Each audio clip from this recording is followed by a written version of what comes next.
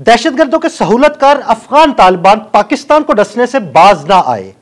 वाना cadet college पर हमला और इस्लामाबाद में होने वाले खुदकुश धमाके के ताने बाने अफगानिस्तान से जा मिले। सारी सूरत-ए-हाल सामने आने के बाद मारखोर भी हरकत में आ गया। मारखोर की जानिब से अफगानिस्तान में किन किन इलाकों को निशाना बनाया जाएगा और पाकिस्तान की हिकमत अमली क्या होगी, इस सारी सूरत हाल के बारे में बात करते हैं अफगान अमूर के माहिर सीनियर सहाफ़ी और तज्जियाकार अहमद मंसूर से। जी अहमद, मारखोर हरकत में आ गया, ताने बाने अफगानिस्तान से जा मिले, सारी सूरत हाल क्लियर हो गई। अब पाकिस्तान का अगला हदफ क्या होगा?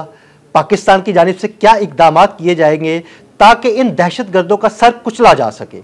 देखें अदील, आज अगर हम इस पे बात करें तो जो वाना कैडेट कॉलेज पे हमला किया गया उसकी बहुत ही अहम जो तफसीलात हैं वो भी सामने आई हैं, और जो खुदकुश हमला इस्लामाबाद में कचहरी में हुआ उस हवाले से भी अब शवाहद सामने आए हैं।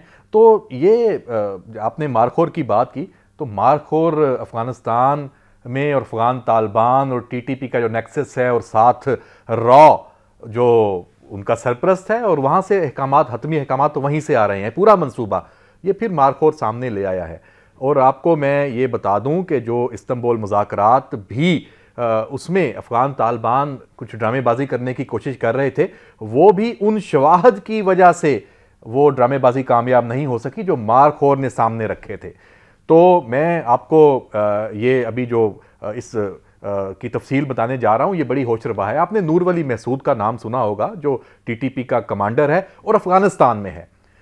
उसके एक स्ट्राइक्स में मारे जाने की भी इतलात थी, लेकिन पता ये चला कि वहाँ से वो बच निकलने में कामयाब हो गया था। और इस हवाले से कोई अबहाम नहीं है कि उसकी जो सहूलतकारी है वहाँ, उसकी जो अफ़गानिस्तान में मौजूदगी है वो अफ़गान तालिबान की वजह से है। तो अब जो ये इंकशाफात हैं कि जो ये हमला वाना कैडेट कॉलेज का है, हमने देखा होगा कि पहले इसका इतराफ़ किया, इसकी ज़िम्मेदारी कबूल की, वो जैशुल हिंद के नाम से एक तंजीम की तरफ से की गई। तो अब ये इतला भी आ गई, ये इंकशाफ भी आ गया कि ये टीटीपी की जो नई हिकमत अमली है ये उसकी वजह से हुआ है। क्यों?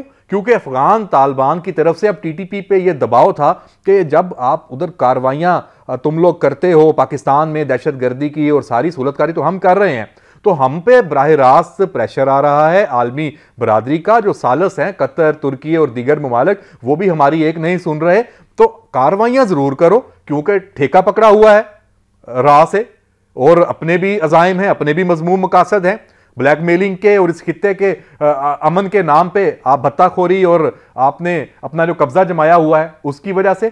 तो भाई नाम कोई और इस्तेमाल कर लो, और जो टास्क मिलता है वो जरूर पूरा होना चाहिए। तो इसलिए ये नूर वली महसूद ने इसका जो हतमी हुक्म है वो इसी ने दिया था। ये खबर आ गई है, और किसके जरिए ये हुआ? वहां एक खारजी जाहिद के नाम से है, उसकी जो बाकी अगली मनसूबाबंदी है वो उसने की थी। और जो जैशुल हिंद के नाम से ये जिम्मेदारी कबूल की गई, ये जैसे मैंने पहले बताया, ये इस वीडियो में जो खारजी है वो बार बार जैशुल हिंद का नाम फिर लेता रहा और अपनी असल शनाख्त छुपाई, वजह मैंने पहले बता दी है। और उर्दू में ये बात उसने की, पश्तो में भी नहीं की, ताकि धोखा दिया जाए और दुनिया के सामने और इंडिया को मौका हो कि देखें जी ये तो जहां पे पाकिस्तान कह रहा है वहां पे तो इसका कोई ताल्लुक नहीं है। तो लेकिन तमाम साजो सामान कहां से आया इस हमले में? अफगानिस्तान से। पता चल गया ना, जब सारे दहशतगर्द मारे गए, ख्वारिज मारे गए, उनके मोबाइल भी सामने आ गए, उनकी फ्रांसिक है वो भी सामने आ गई। अमरीकी साख्ता हथियार वही इनसे मिले। क्यों? क्योंकि अफगानिस्तान से आए थे, और अफगानिस्तान में जो अमेरिका हथियार छोड़ के गया है, और पाकिस्तान का तो ये हर हमले के बाद इस मौकफ में मजीद वजन आ जाता है कि जो ये दहशतगर्दी हो रही है, जो टीटीपी, अब तो अफगान तालिबान भी खुलेआम पाकिस्तान को धमका रहे हैं, सब कुछ कर रहे हैं।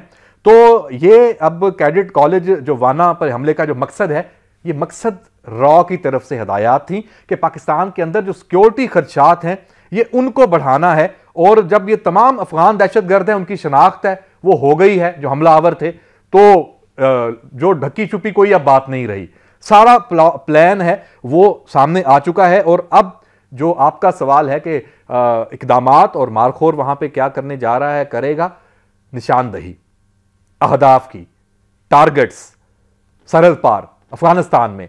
तो जो पहले भी स्ट्राइक्स हुई थी, पक्तिका में हुई, काबल में हुई, कंधार में हुई, और जगहों पे भी जो पाक अफगान बॉर्डर के साथ साथ जहां ठिकाने थे, 4 से ज्यादा ठिकाने तो वो तबाह हुए। या फिर बीएलए के जो वहां पे वो कौन सी ब्रिगेड है, मजीद ब्रिगेड, उसके वहां पे ठिकाने हैं।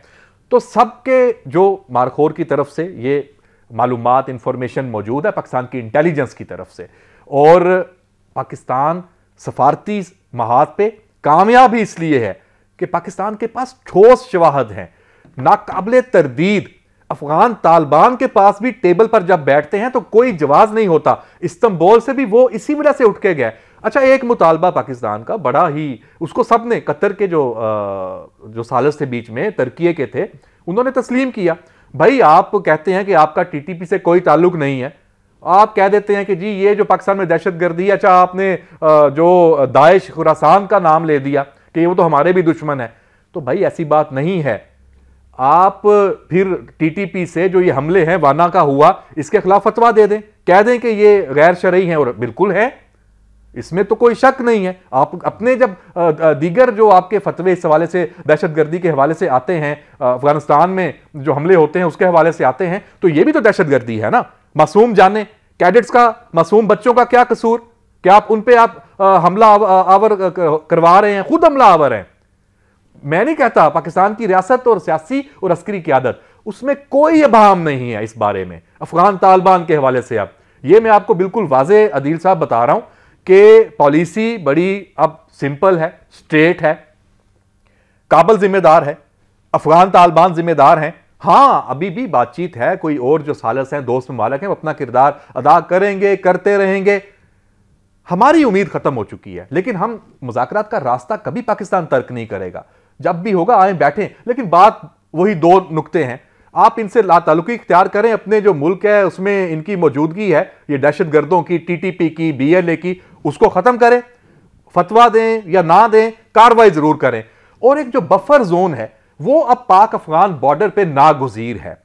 आप भले बंद कर दें तिजारत, पाकिस्तान ने भी कह दिया है, और पाकिस्तान के फायदे में है। देखिए ठीक है, $100-200 मिलियन का जो टैक्स की मद में थोड़ा बहुत कोई नुकसान होगा, बर्दाश्त कर लेंगे, लेकिन इस तिजारत की आड़ में जो दहशतगर्द यहां पे आते हैं, जो खुद कुछ हमलावर भेजे जाते हैं, जो सहूलतकार भेजे जाते हैं, वो तो आना बंद हो जाएंगे। तो ये जो बफर जोन है, ये पाकिस्तान की तजवीज, ये काबिल अमल है। आप कहते हैं ना कि बड़ा मुश्किल है, तो भी जब बफर जोन है, आप जब उसको कह दें कि ये बफर जोन है, यहां पे कोई आमदरफ्त नहीं होगी, फिर पाकिस्तान खुद देख लेगा। आप 10 किलोमीटर का बॉर्डर पे पूरा बफर जोन बना दें, मिसाल एक मैं दे रहा हूं, पाकिस्तान ड्रोन्स के जरिए निगरानी करेगा, सर्वेलेंस के जो हमारे दीगर जराए हैं, अल्हम्दुलिल्लाह पाकिस्तान के पास वसाइल तो मौजूद है। मार्का हक में इतनी बड़ी दुनिया की फौजी ताकत इंडिया के साथ आपने देख लिया, उसकी एक एक नकलो हरकत हमारे सामने थी, और किस तरह अहदाफ को निशाना बनाया। उसकी पूरी फजाइया उड़ ही नहीं सकी, हवाओं में बुलंदी नहीं हो सकी खौफ से।